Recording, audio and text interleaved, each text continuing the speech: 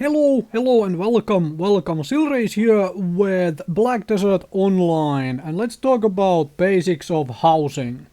It's like I just wanna talk about the basics of this stuff and give some tips and pointers on how to go about arranging your housing and whatnot. So, first I want to mention transportation before I go into the housing business because as you can see, for example, here, I have the nodes connected between Velia and Heidel, or however you wanna say this town's name. And that allows transportation to happen. So if I go, for example, here, I click transport and send. I wanna send like one of my pig hides, and I can pick Velia and the type of transportation, freight wagon, and it gives me transport fee, and then I can send it there. So this allows you to transfer items from one warehouse to the other for a price. Right.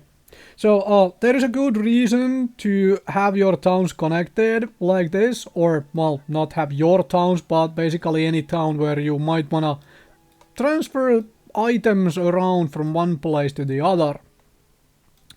Right, so firstly, let's talk about basics of housing and what should you, well, want and have, I guess, is the way I wanna call things, I suppose. Firstly, well, you do want a residence where you can plonk down your alchemy tools and all that stuff, and it is kind of your choice which house you make your residence in various places, and if you wanna make a residence in multiple towns. For example, I do not have a residence in Velia at the moment, as you can see. I only have storage space and some lodging for workers. Another thing, like, let's say that the residence is nice to have, but it's not necessary. As you can see, I don't have residence in Velia. One thing you should take a note of though is how many nodes are around the place which you want to, access with workers. Because there are possibility when it comes to smaller towns like Velia or Glish or Keplan or what have you, where you might run out of lodging space for workers. For example, there are multiple farms around here which you might want to farm various things out of, including a cave which allows you to get iron ore and stuff. So you might want to start doing workers. However, if you are turning these into, let's say, storage space, you might suddenly realize that, oh, these are actually the only houses which allow lodging in Velia. These three houses are the only ones where you can. As you can see, I'm gonna go through all of these, which allow you to actually house workers. So if you don't have the towns connected, so you could send workers from elsewhere, then it sucks, right? And if you don't have workers in other town. So yeah. So essentially these three allow for lodging. You can get first worker always for like free, like it doesn't need lodging. All the rest need lodging. So something to pay attention to always. Where can I get lodging and how much can I get in certain town? So yeah, there is that. Of course, remember the time issue. Like if I send workers from Heidel to work here, they are gonna take extra time to do that because it requires they walk over there, do their job, and requires they walk back home, right? Anyway, so lodging out of the way, let's talk about couple buildings you should have in your towns. Mineral workshop, you probably very likely want that because it's the wrong building. Let's zoom in and click. Because it's the only way you can make things like steel ingots, iron ingots, and other stuff. So you want mineral workshop. And also these crates, if you are really into trading, you can make crates. Alright? So there is that.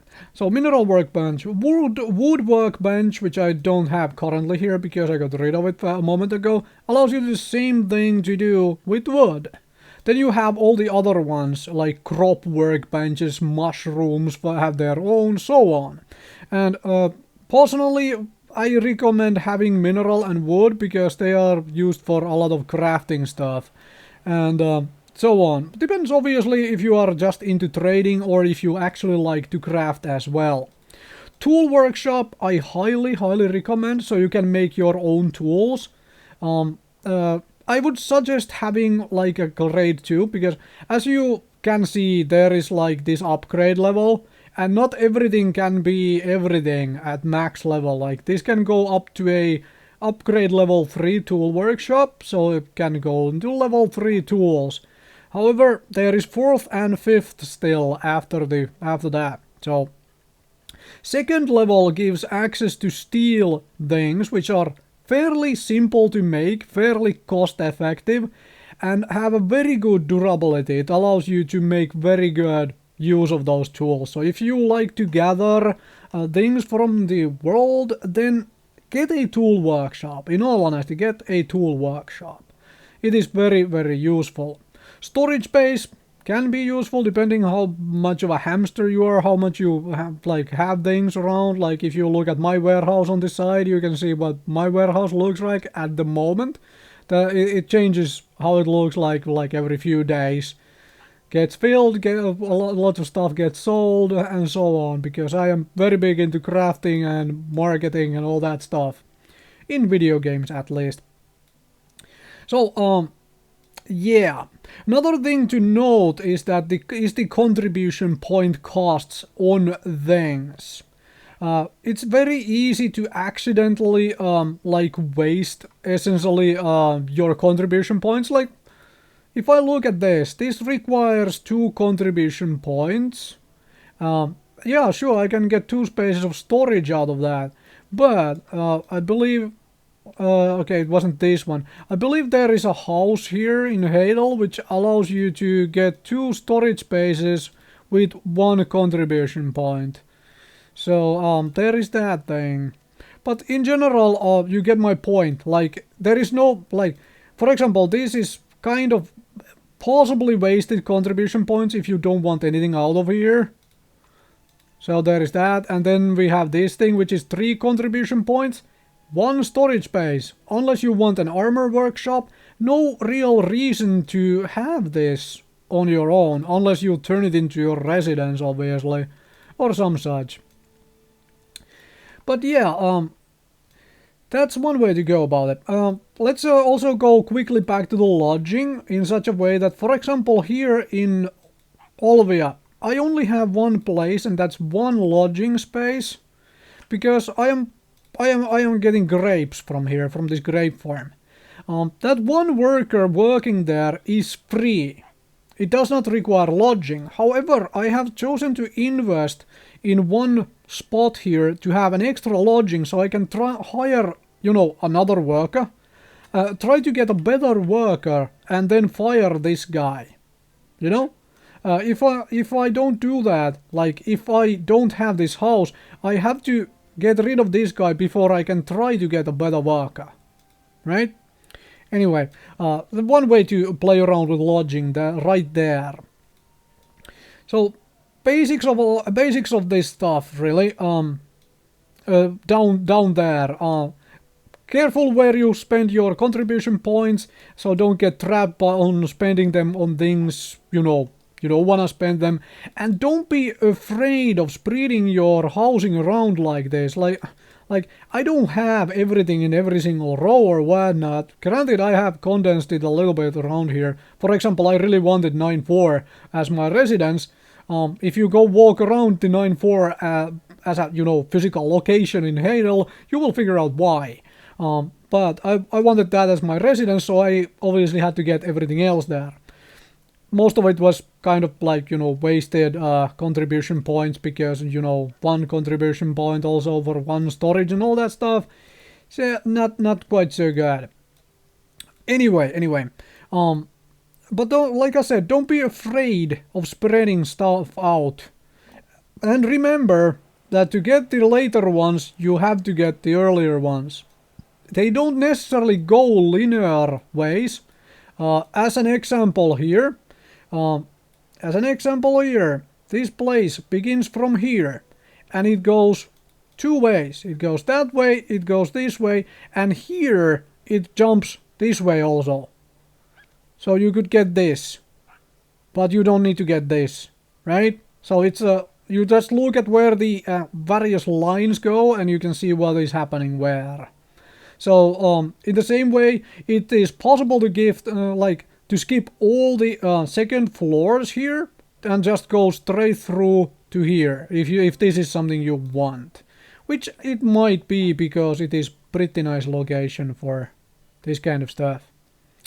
Anyway, thank you very much for watching. Hopefully this helped you, make some decisions and get started. I'll reiterate quickly the buildings you actually, in my honest opinion, want to get started with. Lodging for all the workers you need. Like, don't get too much lodging if you don't have many workers. Just enough, essentially, lodging, and maybe that one extra space so you can try to rotate workers around. So you have an extra space to hire workers into. Then, of course, you want, in my honest opinion, you want a mineral workbench and wood workbench, because both of those are kind of useful for other things. Tool workshop, extremely helpful. If nothing else, you can make your own big fishing rods for fishing when you are AFK. So tool workshop, extremely helpful. Those are my recommendations. The rest are up to you to decide which way you are gonna go, what do you actually want your workers to do and gather, and so on. Thank you very much for watching. Hopefully this was helpful.